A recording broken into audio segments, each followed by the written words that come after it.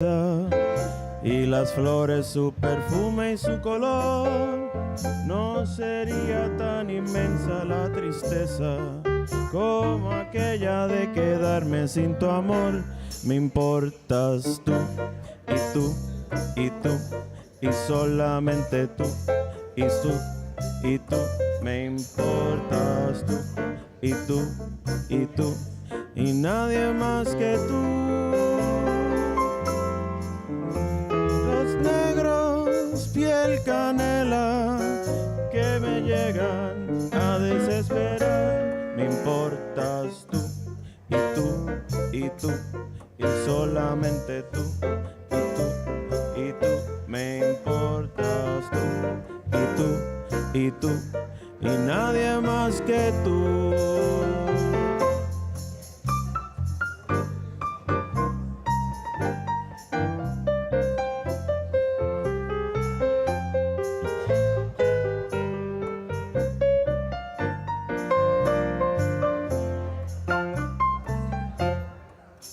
Que se quede el infinito sin estrellas, o que pierda el ancho mar su inmensidad, pero el negro de tus ojos que no muera, y el canela de tu piel se quede igual.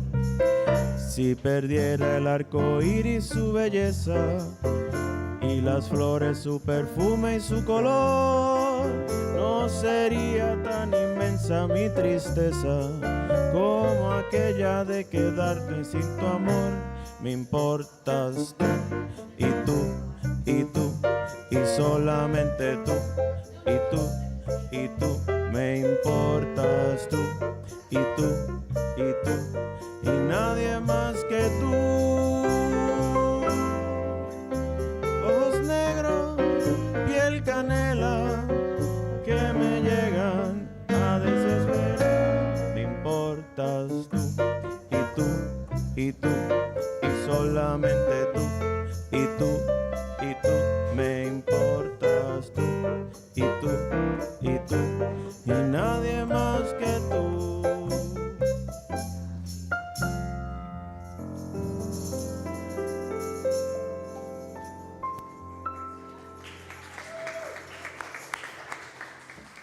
Welcome to the Latin American room of the Algonquin Hotel. Oh. Now today is church, isn't it? So I changed booths. Very nice music. Thank you, guys. Good morning. Good morning. Welcome to Pacific Unitarian Church. My name is Gary Hart, and I will be your worship associate today as we seek to represent progressive religious thought and to honor all of those who have been a mother to someone who needed mothering. If you're new here today, we want you to know we have child care for preschoolers and religious education for school-age kids. Religious education begins directly after the children's moment. We welcome people of all creeds, races, sexual orientation, and gender identities. We remember that this church sits on what was Tongva land, and we acknowledge that these indigenous people are still among us, and we thank them for their place. And now, announcements. Today's the last day for the auction submissions. If you have something you're going to give to the auction, to get in the brochure, you have to give that to them today. They're out there. Barbara's on the table out in the hall, out in the patio. The auction will happen on June 1st. And Dee, you can stand up again. Dee's going to announce some flower thing.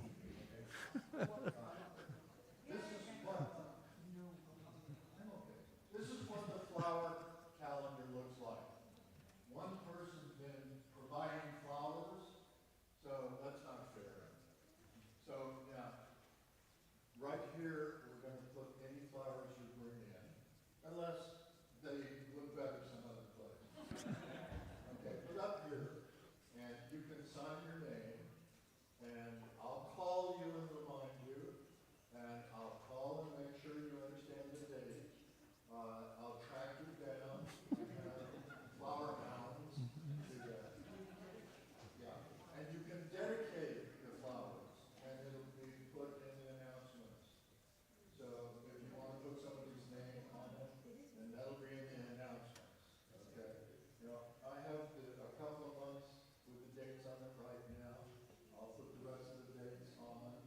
but you can just put your name on it, and we'll figure that out, okay?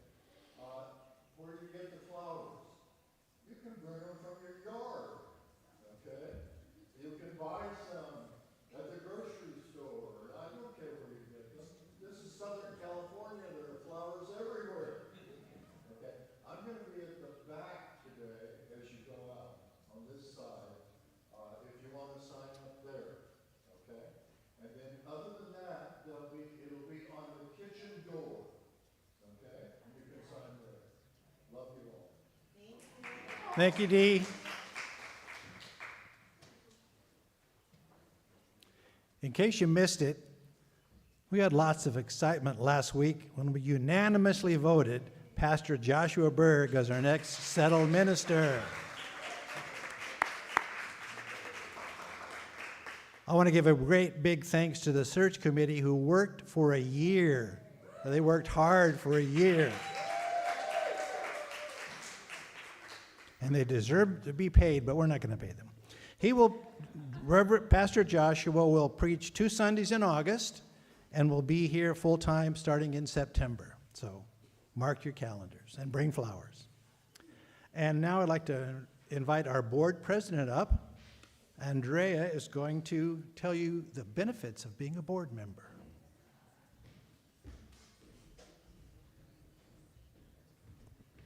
Good morning.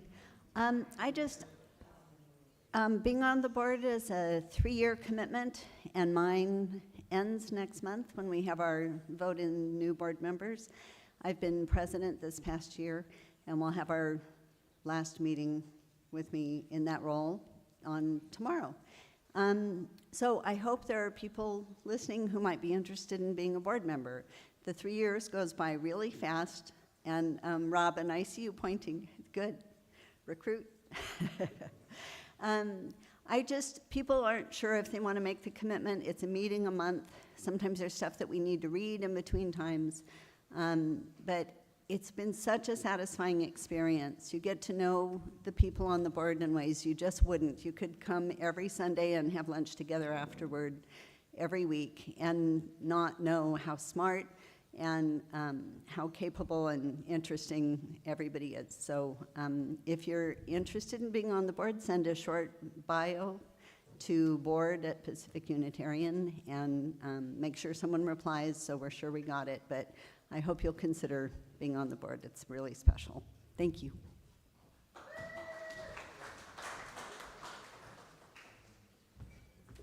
You see board members smile, but that's mostly when they're rolling off. I don't know what that means.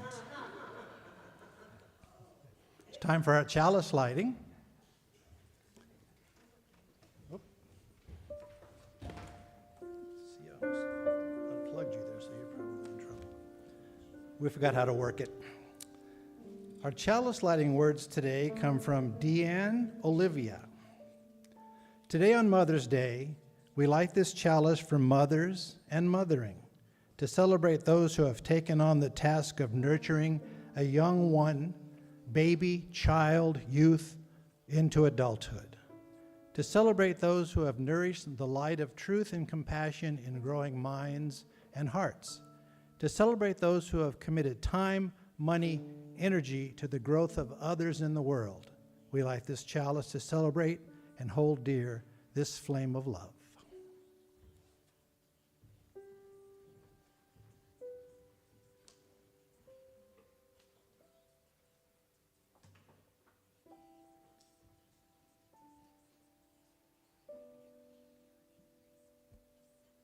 Good morning, everyone.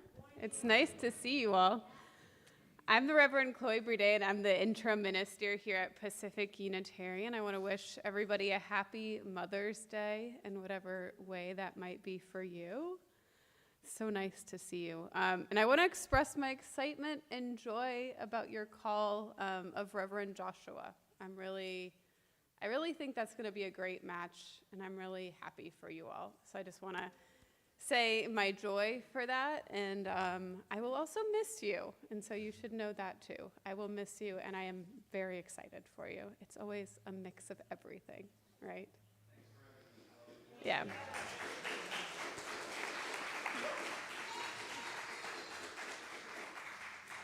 I am happy you guys are going to be in really good hands. So, our opening words this morning are from the Reverend Steve Garnos Holmes.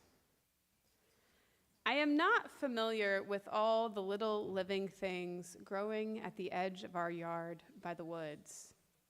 There are wildflowers and also invasive plants, so I have to pay attention as new green leaves sprout up. Is this a flower I want or a weed I don't? I have to learn to distinguish the shoots of one from another. Sometimes I learn to recognize even the littlest tips of favored plants or dreaded ones. Sometimes I have to wait and watch and see what flowers.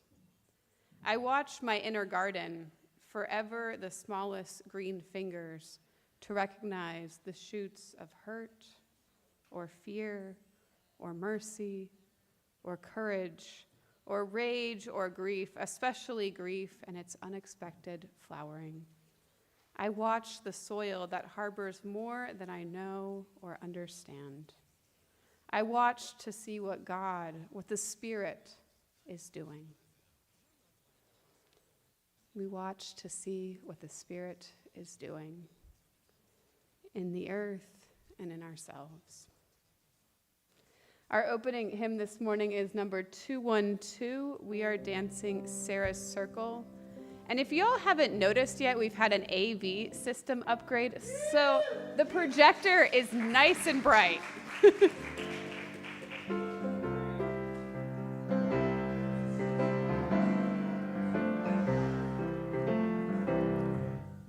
We are dancing Sarah's circle.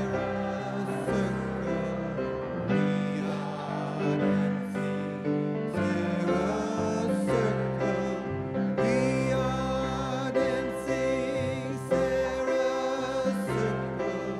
Sisters, brothers, here we can find our history.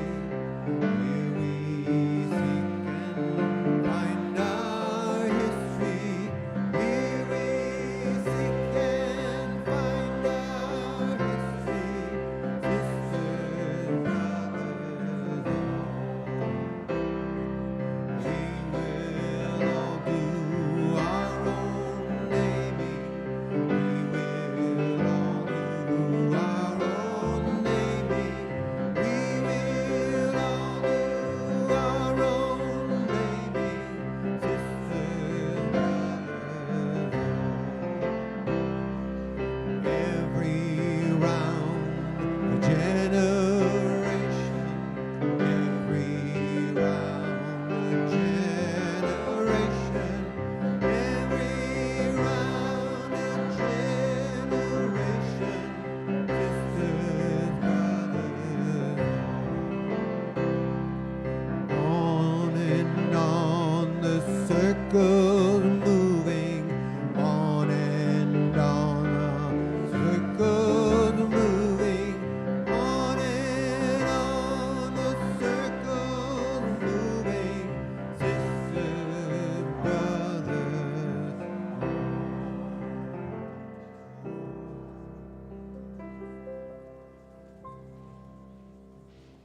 And if you would join me in our covenant, it's in your order of service.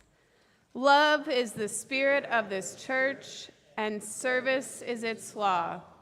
This is our great covenant, to dwell together in peace, to seek the truth in love, and to help one another. And we'll call Kara up for the time for all ages.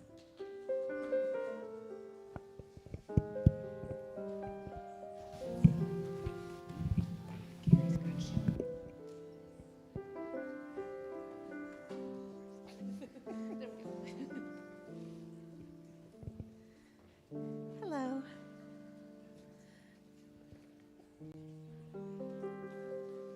We have a couple stragglers.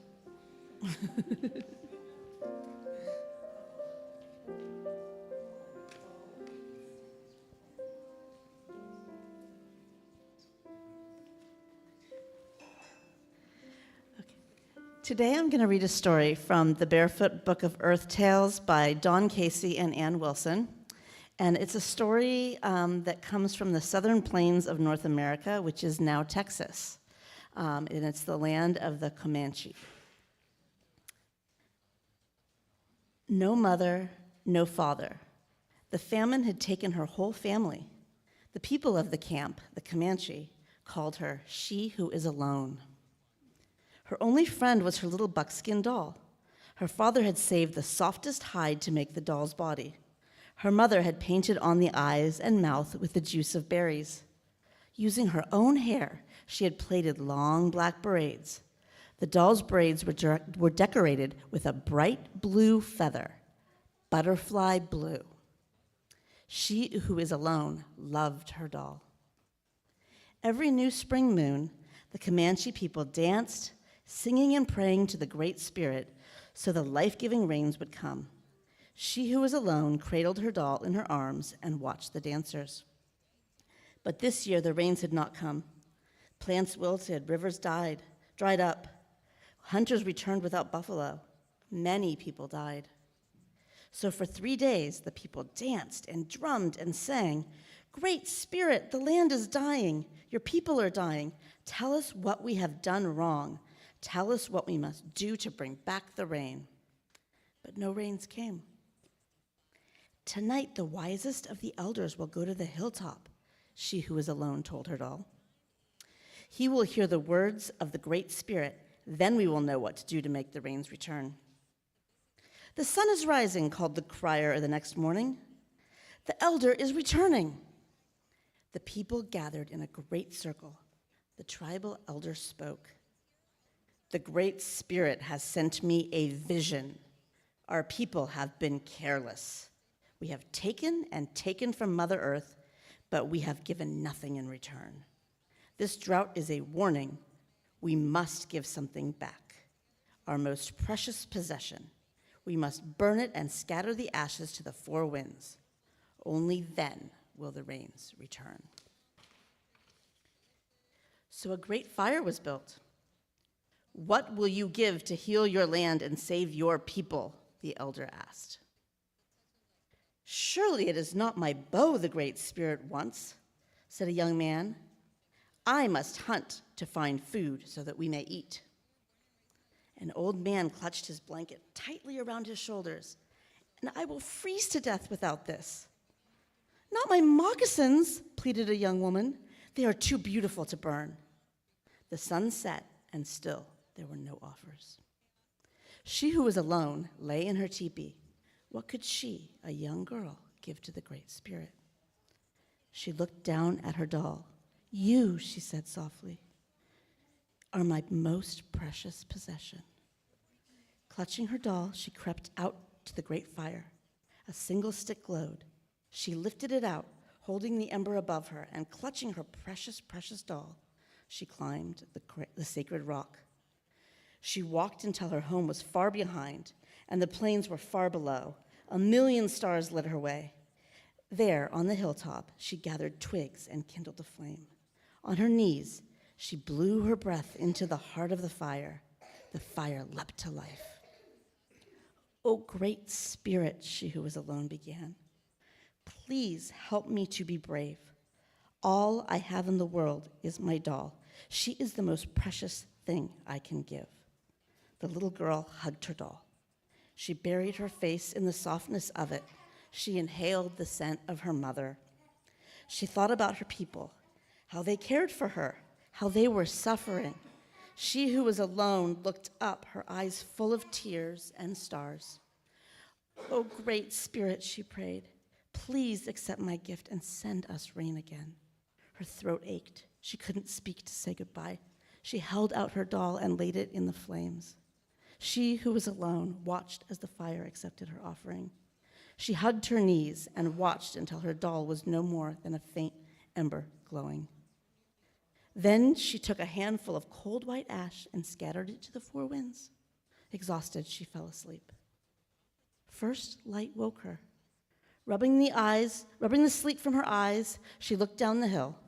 Stretched out in all directions was a sea of flowers.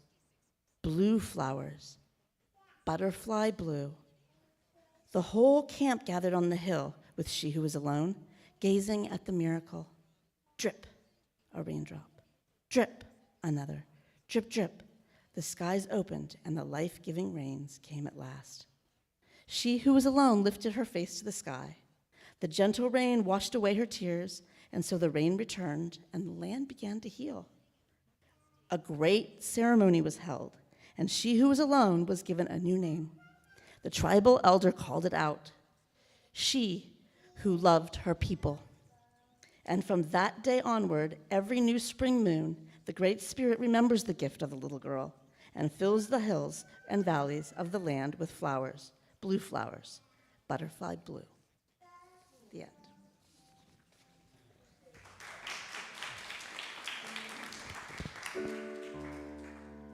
As we leave this friendly place, love give light to every face. May the kindness which we learn guide our hearts till we return.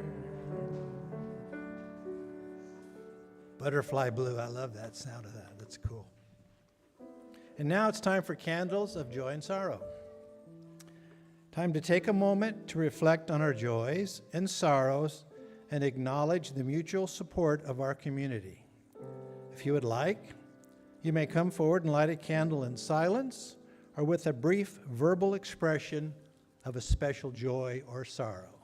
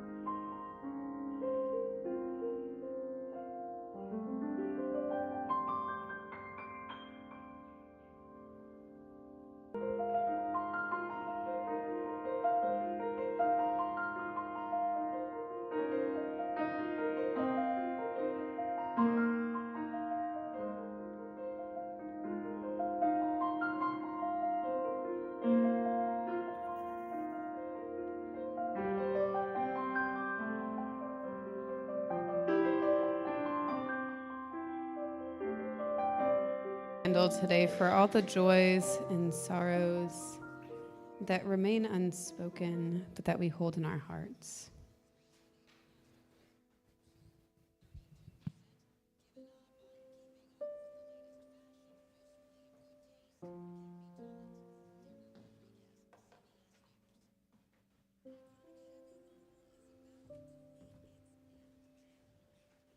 I'm going to begin our time of prayer with a poem by Maggie Smith.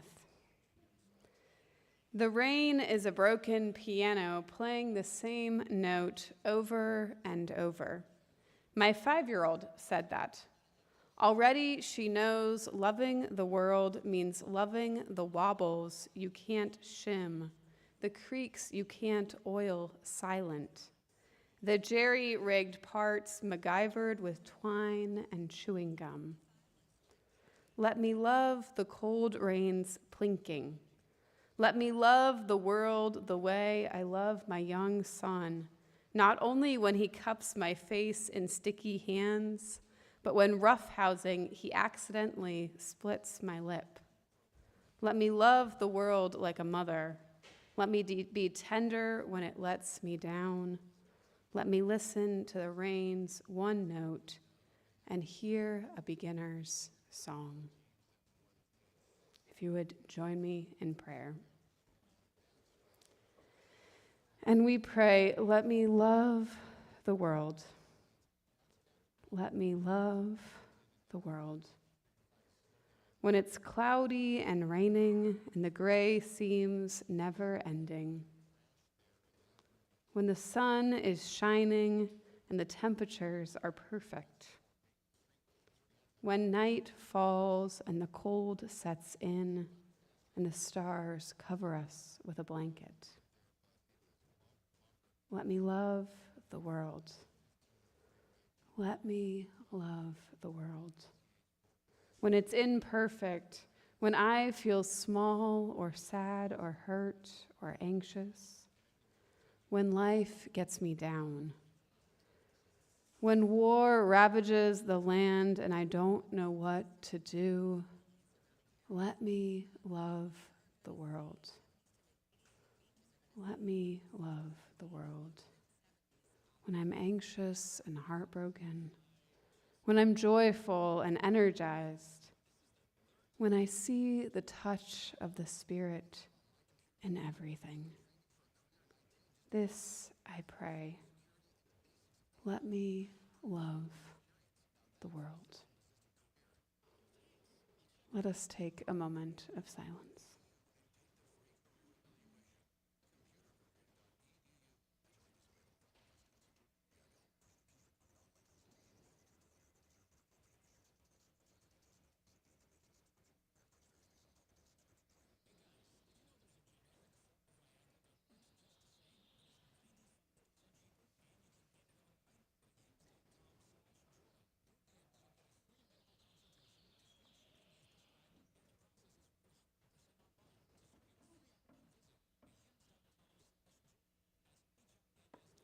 Amen.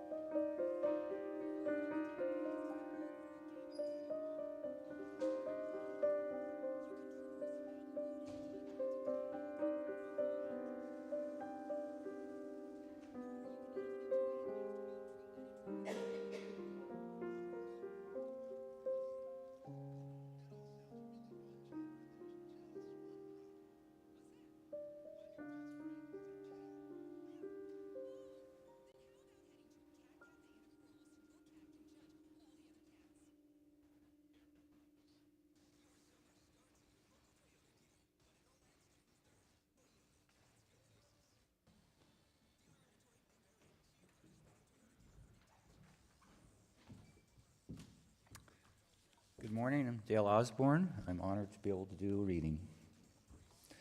It's from a story called Honey by Helen Kavanaugh. It starts with Honey, who is a girl on the verge of being a teenager. She comes out to the porch of her house. Her mother's on an errand. And Van, who is a neighbor and often helps with the garden, notices that Honey is looking at him very intently, maybe worried. And so she's about to go back in the house when he stops and looks at her and says, no, don't go away. And he puts down his rake, and she sits on the steps of the house, and he sits right next to her. So, Mama started telling me straight out that there is no such thing as the perfect mother. That's a fairy tale. A myth someone made up a long time ago. Mothers, she said, are only people with good points and failings just like everyone else. You can't expect a single person to give you everything you need in the way of love and mothering. Mama said what you do is decide what you need and get it from whoever is willing to give it to you. Now, Honey looked thoughtful, and Honey looked maybe a little sad. Takes a lot of searching. Sometimes, and a lot of mothers, to satisfy one little girl. Then Honey's eyes brightened, and she looked kind of excited. Okay, so Mama said, imagine a pie. If you cut it up, it's still a pie, still good and nourishing. It can fill you up with goodness. Say your real mother is one piece of pie, honey, and Mrs. Redfield is another. Your friend, the librarian, is another piece, and the old lady who just died was one more. They all give you what they can give you. It sounds like your friend Danny might be a piece of that pie too. And maybe even your dad at one time. Honey grinned. Men can be mothers too, you know. Then her dark eyes were boring into mine. Ever consider I might be a part of your mother pie, she asked. I was floored. You? Sure, she said. I'm the mean mom, the bossy one, the one who makes you wipe your feet and do your homework and wants you to look as good as the other kids. Yeah, honey child, call me mother too. She didn't wait for my reply, and I was glad. I was busy trying to digest it all. So I said, most of all, don't ever feel guilty for getting what you need. Tell yourself you deserve it all. Imagine that if she could, your own mom would give you permission for it. Maybe she just can't express her feelings, put it into words the way my mama could. But for sure, she has her bad moments too. Times when she feels like a terrible failure. Plenty of times when she'd like to say something like that to you. Having a mother pie is not only good for kids, it's good for mothers too. It kind of takes the burden off. Every woman has been told at one time or another she's got to be everything for everybody. A perfect wife, a perfect mother. And society says if she isn't, then she's a failure. Oh, your mother thinks about it, honey. But I bet she tries not to. No one likes to feel like a failure. No one person is perfect. People are human beings after all. But listen, honey, when you put all those pieces in one pan or in your heart, then you have one hell of a good pie. And also think, maybe you are part of someone else's mother pie. You got to include yourself with that old mother pie, honey, and someone will let you down. They will sometimes, of course. But you just be a good mother to yourself. Love yourself. When you're able to do that, you'll be in very good shape.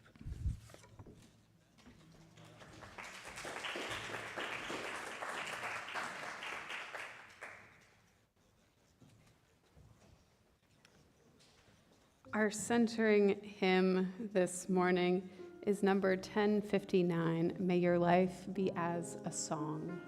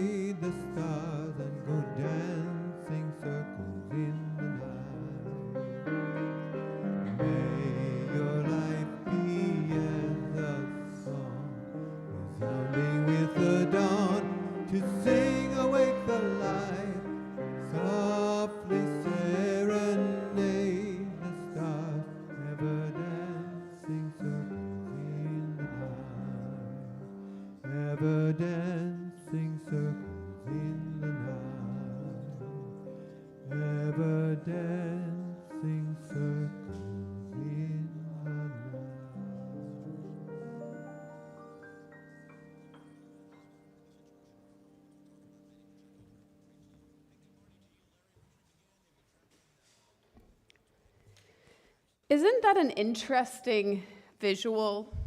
Mother pie.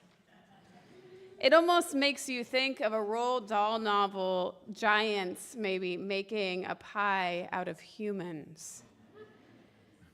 And although the visual might leave something to be desired, Helen Kavanaugh, the author of our reading, is making a good point. If mothering is nurturing, teaching, caretaking, we all are a part of someone's mother pie and have at least a handful of people that make up our mother pie. Sometimes those people come around at unexpected times. Emily Roboto describes traveling to Alaska on a research trip concerning climate change. This essay appears in her book, Lessons for Survival, Mothering Against the Apocalypse, where she considers how mothering might help us survive or perhaps even answer the problems of our day. She says, on the fourth of these flights, a tiny biplane carrying more weight in mail than human cargo, I found myself buckled in next to a woman in her 50s, crying like an animal in a trap. She had no companion to ground her. We were about to take off. Her sobs wrecked her body and filled the aircraft. I knew better than to ask if she was okay, since she so clearly wasn't. Her pain was elemental, naked, pressed up against me, unconscionable to ignore. I could freely offer my seatmate comfort through touch now, but I hesitated, thrown off by the jet lag, the weight of the moment, the weight of the air. What day was it? Where was I? What to do, what to say? Where was this woman's tribe? Why was she mourning? Would she welcome a stranger's intervention or prefer to be left alone? Then I remembered a piece of advice I'd been given by my mother. If there's ever a question of whether to offer kindness to someone in pain, the answer is yes. Do it. I laid my hand on her heaving shoulders and pressed a tissue into her clenched fist. The engine kicked off, the propellers whirled. The woman, whose name was Edna, turned her wet, pained face to mine and choked, I just heard my mother died. I'm going to Monarch to see her, but I'm too late. Why do I have this feeling that I'm all alone? Would it be all right if you hold me? I knew exactly how to hold her because I was a mother, because I had been held. I stroked the side of her face, her arms, as if she were my baby. While holding her, I forgot that my body was in pain. Shh, I said. The earth below was not solid, was all puddles and ponds, the delta. For the rest of this flight, I now understood. My role was to orient myself to her suffering. We needed a ritual to deliver us. I unwound the bright pink keffiyeh from my neck and put it around Edna's shoulders. I'd gotten it from a friend, Salar. It wasn't a quilt, but it would have to do. I want you to have this, because I want you to have this, because your heart is in a dark place, I told her. This is to remind you that there is still color in the world. When you can see it again, you will give it away to somebody else. Kuyana, she said, using one corner of the scarf to wipe her eyes. Somehow I knew the word meant thanks. I really needed the support. Presently, her breaths calmed down. We sat together in our travel until landing. Instead of saying goodbye, she asked, "It's never going to be the same again, is it?" "No," I said. I told Edna I was sorry. I told her I thought I knew how she felt.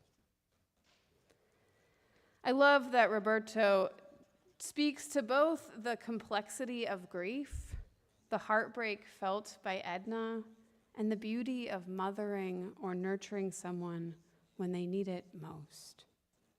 The beautiful act of putting a pink kofia, a Palestinian scarf, around the neck of someone in mourning to provide them comfort. Perhaps a physical reminder that they are loved. Roberto was certainly a part of Edna's mother pie that day, taking care of her. Mother's Day brings up all kinds of emotions. For some of us, this is a day of celebration. We celebrate with gratitude and joy for the mothers we have in our lives or have had. And for others, we are mourning the mothers we have lost. And for others, there may be emotions around fertility, family, and love, all mixed in. Mothers or parents who may not have been enough.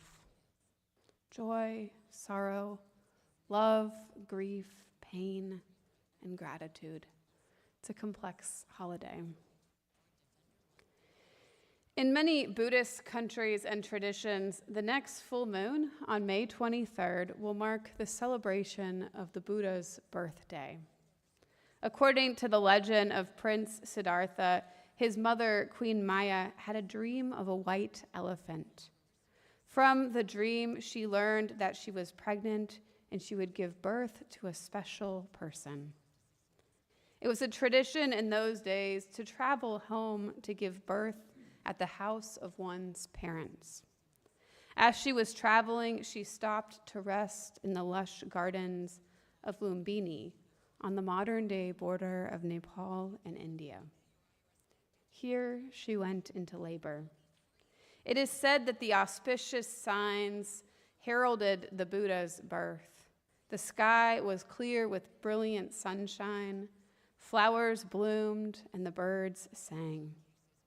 Soon after his birth, 9 heavenly dragons, or in other tellings, the gods Indra and Brahma, appeared and emitted 2 streams, one cool and one warm, of the purest fragrant rain from their mouths, and gently bathed the newly born prince. The baby prince immediately took 7 steps, and 7 lotus flowers sprang from beneath his feet. Flowers drifted down from the heavens. The young prince, who had been purified in body and mind from the rain, pointed one hand towards the heavens and one towards the earth and said, "Heaven above and earth beneath, I am the honored one, the one who will liberate all those who suffer in the 3 realms." Although it's probably just legend, it's beautiful to consider the appearance of the sun and flowers and birds heralding the birth of a great one in the spring. The story, though, turns sad. The Buddha's mother died 7 days after his birth, and although he was later reunited with her when he achieved enlightenment, he was raised by her sister, Mahaparajpati, who took him in as her own son.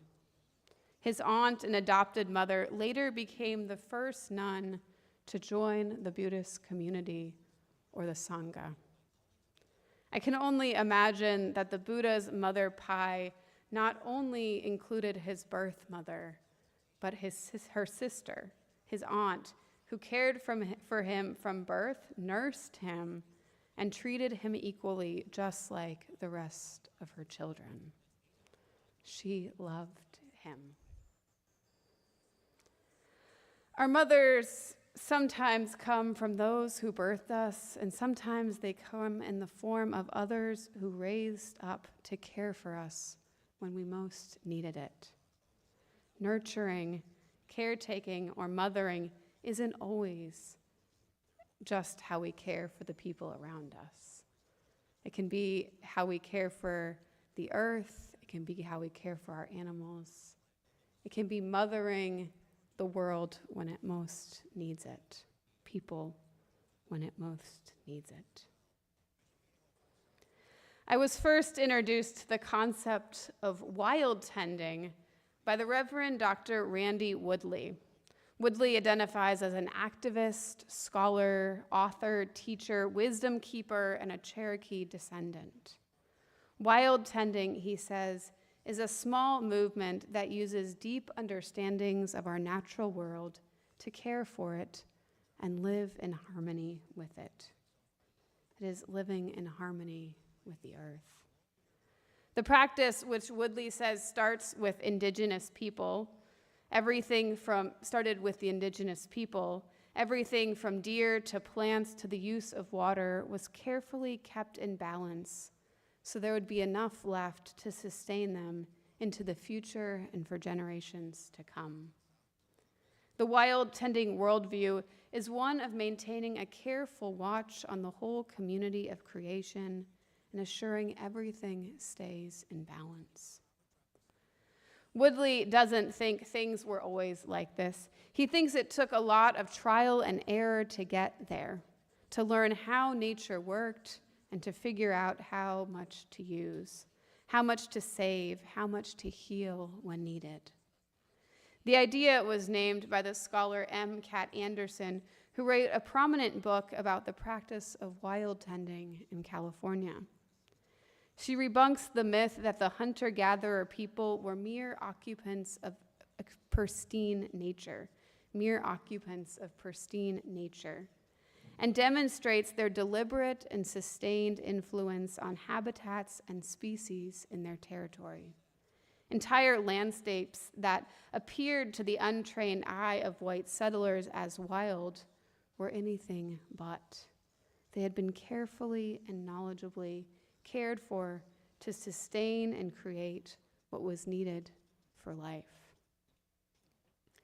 Tending the wild, or wild tending, suggests a kind of vision, one that frees us from the perceptions of our modern society. Instead of zero impact, it suggests positive impact.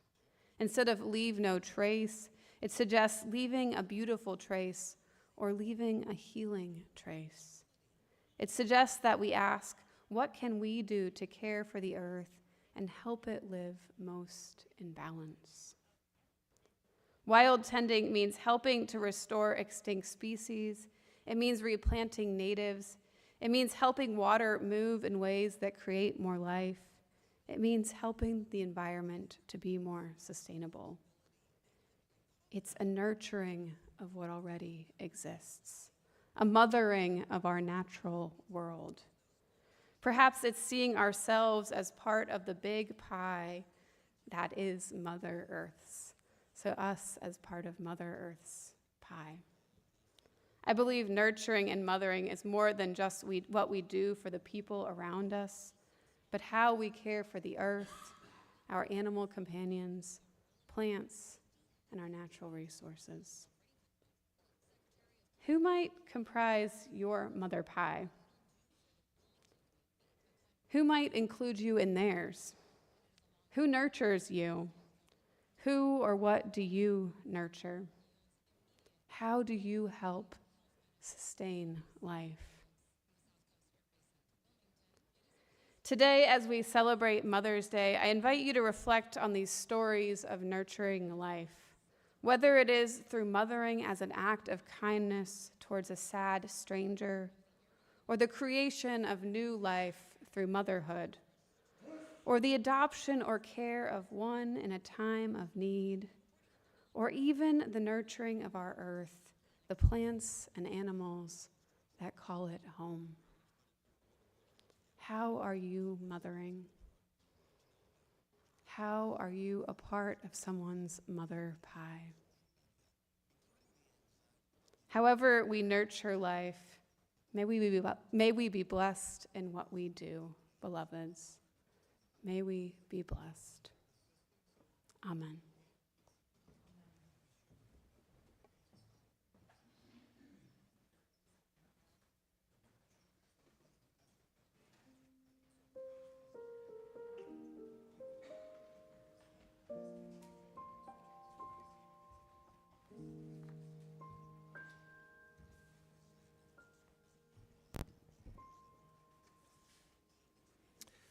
an interesting juxtaposition in our offertory today.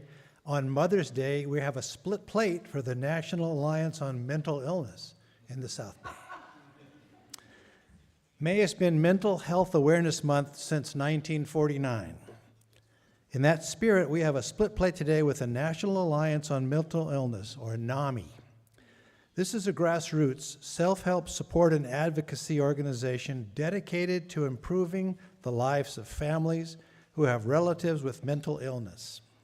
They provide awareness, support groups, resources for treatment, housing, benefits, and employment, just to name a few. NAMI South Bay is an affiliate of the national and state NAMI and is a nonprofit association that survives on membership fees and donations. So please give generously. And also, in case you wondered, I have for you another untrue story that never happened. 3 close friends from a local interfaith council recently passed away in a tragic car accident on their way to a meeting. And as it turns out, they found themselves before St. Peter at the pearly gates. St. Peter asked the first person, "What was your faith?" He said, "Catholic." "And did you go to confession?" "Oh, yes, every week." St. Peter said, "You're in, go on in." St. Peter asked the second friend the same question.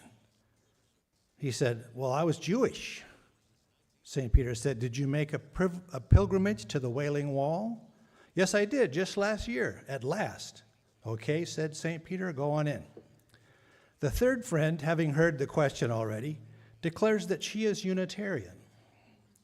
The angel is a bit taken aback, takes a moment to consult his master book, and then looks up at the Unitarian and asks, "And did you bring a hot dish to share?" Please give generously.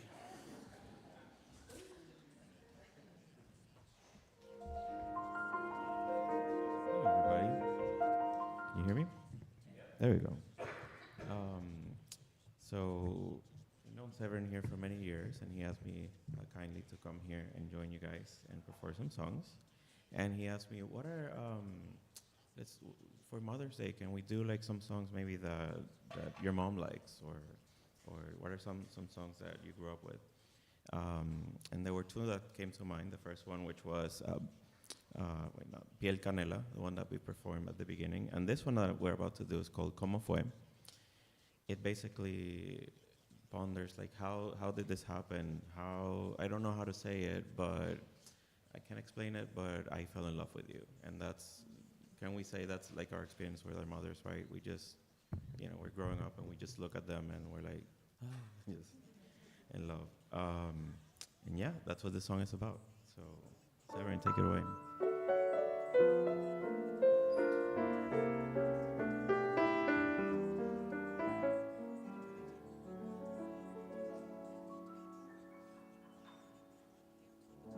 ¿Cómo fue?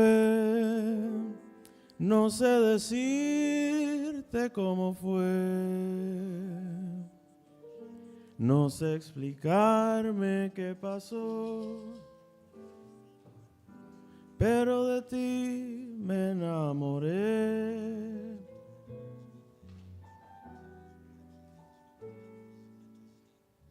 Fue una luz que iluminó todo mi ser. Tu risa como un manantial regó mi vida de inquietud.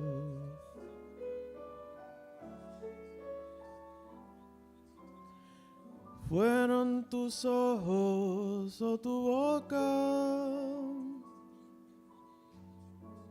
fueron tus manos o tu voz. Fue a lo mejor la impaciencia de tanto esperar tu llegada, más no sé decirte cómo fue. No sé explicarme qué pasó, pero de ti me enamoré.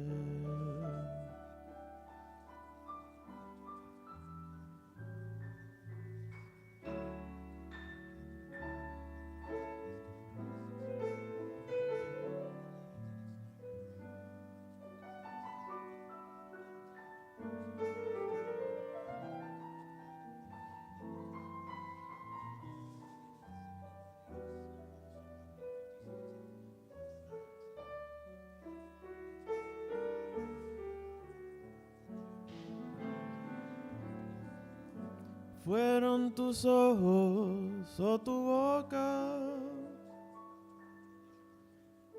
fueron tus manos o tu voz, fue a lo mejor la impaciencia de tanto esperar tu llegada, más no sé. No sé decirte cómo fue, no sé explicarme qué pasó, pero de ti me enamoré.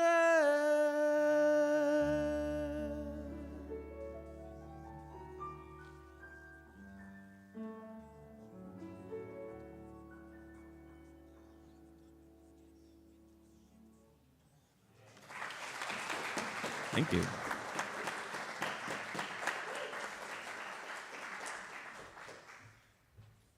Beautiful, beautiful, very nice.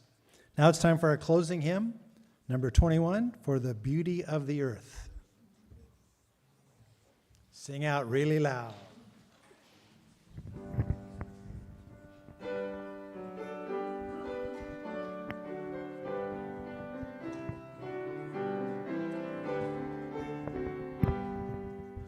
For the beauty of the earth, for the splendor of the skies, for the love which from our birth over and around us lies. Source of all, to thee we raise this our hymn of grateful praise. For the joy of ear and eye, for the heart and mind's delight, for the mystic harmony, linking the sound and sight. Source of all, to thee we raise this our hymn of grateful praise. For the wonder of each hour, of the day and of the night, hill and vale and tree and flower, sun and moon and stars of light.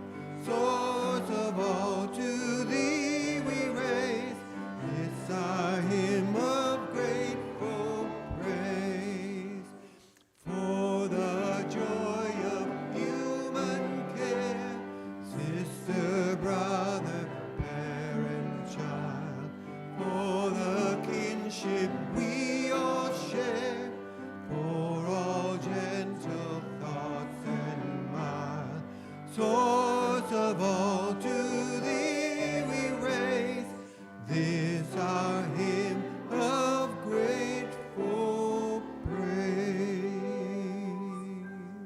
Stay standing. Okay, good. If you'd like to grab onto someone next to you, you might even give yourself a hug if you'd like, if you prefer that, or you're welcome to stay seated. It's up to you. This church is dedicated to the proposition that behind all our differences, beneath all our diversities, there is a unity that makes us one and binds us forever together.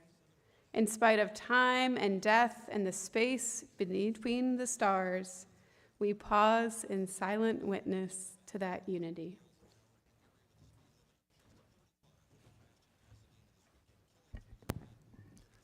May the blessing of love be upon you. May love's peace abide with you. May love's presence illuminate your hearts, now and forevermore. So be it. Amen. Shalom. Salam. Namaste. And blessed be. And now our service truly begins. Josel has one more song for us. Please be seated.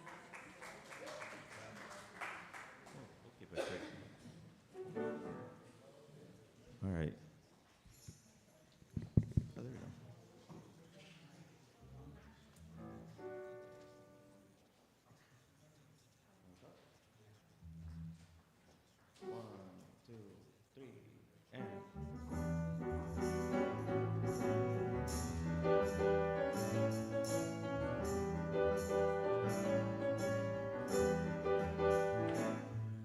So danzo samba, so danzo samba, vai vai vai vai vai. So danzo samba, vai. So danzo samba, vai vai vai vai vai. So danzo samba, vai. Ya danceo twistote demais. Mas no se me cansé do calypso cha-cha-cha. So danzo samba, vai, vai, vai, vai, vai. So danzo samba, vai. All right, who wants to learn a little bit of Portuguese right now? Y'all need to sing out this with me. So let's go. The first part goes, so danzo samba, and that means I only dance samba. I don't dance anything else. And then vai, vai, vai, that would just mean let's go, right? So it goes like this. So danzo samba, vai, vai, vai, vai, vai. Everybody. So danzo samba, vai, vai, vai, vai, vai. Then the second part. So danzo samba, vai. All right, everybody. And so danzo samba, vai. There we go. So now let's do the whole thing. So danzo samba, bye, bye, bye, bye, bye. Danzo samba, bye. All right, 3, and so danzo samba, bye, bye, bye, bye, bye. So danzo samba, bye. One more time. So danzo samba, bye, bye, bye, bye, bye. So danzo samba, beautiful. Ya danceo twistote demais, mas no se me cansé do calypso cha-cha-cha. Again. So danzo samba, bye, bye, bye, bye, bye. So danzo samba, bye. Oh, that middle part, yeah, I skipped over that one.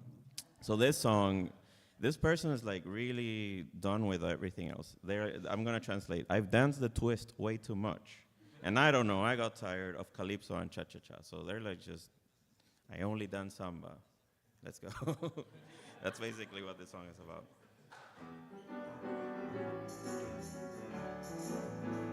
One more time.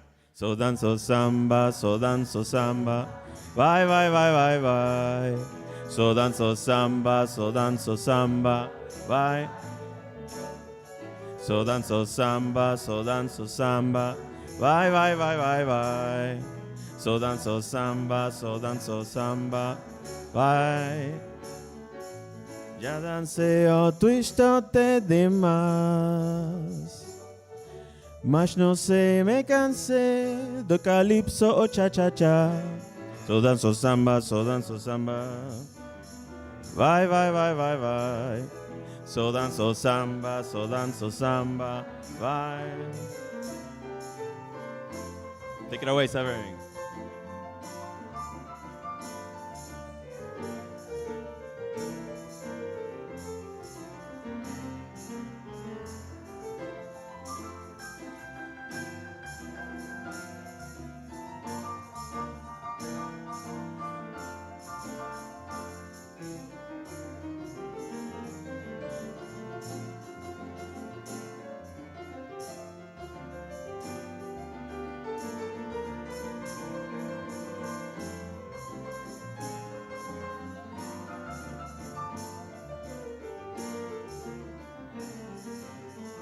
All right, let's do it again. So danzo samba, so danzo samba. Vai, vai, vai, vai, vai. So danzo samba, so danzo samba. Vai. Last time. So danzo samba, so danzo samba. Vai, vai, vai, vai, vai. So danzo samba, so danzo samba. Vai. Yeah. Já dancei o twist até demais, mas não sei, me cansei do calypso cha-cha-cha. Last time, so danzo samba, so danzo samba. Vai, vai, vai, vai, vai. So danzo samba, so danzo samba. Vai. Samba, so danzo samba. Vai.